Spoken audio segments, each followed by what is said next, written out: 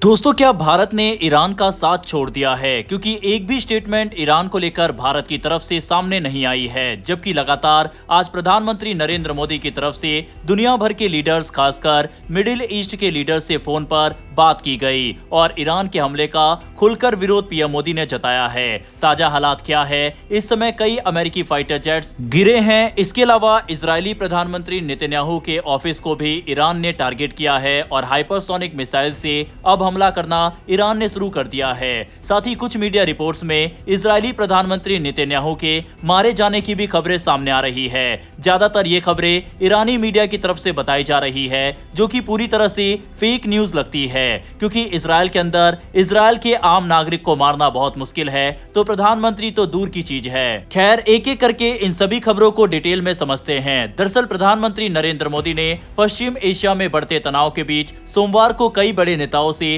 Phone पर बातचीत की। उन्होंने बहरीन के राजा हमद बिन आयसा अल खलीफा और सऊदी अरेबिया के क्राउन प्रिंस मोहम्मद बिन सलमान से बात करते हुए दोनों देशों पर हुए ईरानी हमलों की कड़ी निंदा की। पीएम मोदी ने साफ कहा कि भारत इन मुश्किल हालात में खाड़ी देशों के साथ खड़ा है और जल्द से जल्द शांति बहाल करने के लिए कूटनीतिक प्रयासों का समर्थन करता है। साथ ही उन्होंने वहां रह रहे भारतीय समुदाय की सुरक्षा का मुद्दा भी उठाया और सहयोग के लिए इन देशों का धन्यवाद किया। इससे पहले प्रधानमंत्री ने यूनाइटेड अरब अमीरात के राष्ट्रपति शेख मोहम्मद बिन जायद अल नहयान से भी बात की थी और वहां हुए हमलों पर दुख जताया था। भारत ने साफ किया कि पश्चिम एशिया में बढ़ता संघर्ष पूरी दुनिया के लिए चिंता का विषय है और इसका असर लाखों भारतीय पर भी पड़ सकता है जो इन देशों में काम करते हैं। सरकार लगातार हालात पर नजर बनाए हुए है और जरूरत पड़ने पर अपने नागरिकों की सुरक्षा के लिए कदम उठाने की तैयारी में है। प्रधानमंत्री नरेंद्र मोदी ने बेंजामिन नेतन्याहू से भी बात कर मौजूदा स्थिति पर चर्चा की और कहा कि भारत हमेशा बातचीत और कूटनीति के जरिए समाधान के पक्षधर रहा है। अब दोस्तों, भारत जिस तरह से इजराइल के साथ खड़ा हुआ है, इसको लेकर भारत के अंदर प्रधानमंत्री नरेंद्र मोदी का विरोध शुरू हो चुका है। दरअसल खेमनेई की मौत पर श्रीनगर से लेकर उत्तर प्रदेश तक जगह जगह सिया समुदाय के लोग सड़कों पर उतरकर विरोध प्रदर्शन कर रहे हैं। वहीं दूसरी ओर भारत में इस मामले पर सियासत शुरू हो गई है। कांग्रेस नेता पवन खेड़ा ने प्रधानमंत्री नरेंद्र मोदी पर जोरदार हमला किया। कांग्रेस का कहना है कि प्रधानमंत्री मोदी हर मुद्दे पर हर देश से बात करते हुए दिखाई दे रहे हैं, लेकिन ईरान के सुप्रीम लीडर की मौत के बाद एक शब्द भी पीएम मोदी के मुंह से नहीं निकला और इसी को लेकर कांग्रेस खासा नाराज है। इसके अलावा कांग्रेस ने प्रधानमंत्री नरेंद्र मोदी के इजरायल विजिट पर भी सवाल उठाए। उन्होंने कहा कि जिस समय प्रधानमंत्री नरेंद्र मोदी इजरायल पहुंचे, उसके एक दिन बाद ही ईरान के ऊपर इतना बड़ा हमला हो जाता है। ये भारत की बड़ी डिप्लोमेटिक फेलियर है, क्योंकि भारत कभी फिलिस्तीन और इजरायल को साथ लेकर चलता था, लेकिन अब भारत खुलकर इजरायल की सपोर्ट में खड़ा है। कांग्रेस ने यह भी कहा है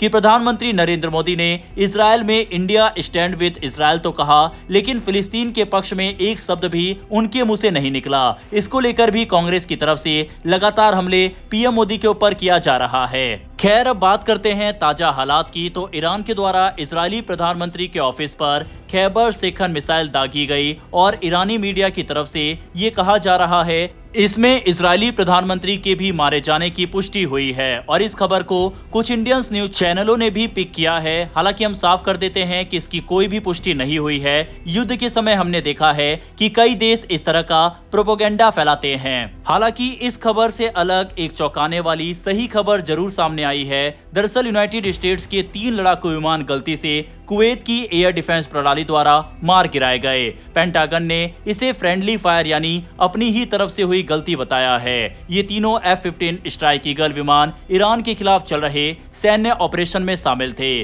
राहत की बात यह रही कि सभी 6 क्रू मेंबर समय रहते पैराशूट से बाहर निकल गए और उनकी हालत स्थिर बताई जा रही है। बताया जा रहा है कि कुवैत की वायु रक्षा प्रणाली ने गलती से इन विमानों को दुश्मन समझ लिया। विशेषज्ञों के अनुसार संभव है कि ये MIM-104 पैट्रियट मिसाइल सिस्टम हो, जिसका इस्तेमाल अमेरिका और उसके सहयोगी देश करते हैं। ऐसे सिस्टम रडार और पहचान तकनीक के आधार पर तय करते हैं कि सामने वाला विमान दोस्त है या दुश्मन। लेकिन युद्ध जैसे तनावपूर्ण स्थिति में कभी कभी गलती हो जाती है। सोशल मीडिया पर सामने आए वीडियो में एक लड़ाकू विमान आग की लपटों में घिरा हुआ जमीन की ओर गिरता दिखाई दिया, जबकि पायलट पहले ही बाहर निकल चुका था। हालांकि कई रिपोर्ट्स में यह भी कहा गया है कि F-35 को भी शॉट डाउन किया गया है ईरान के द्वारा। हालांकि इस खबर की कोई पुष्टि फिलहाल नहीं हुई है।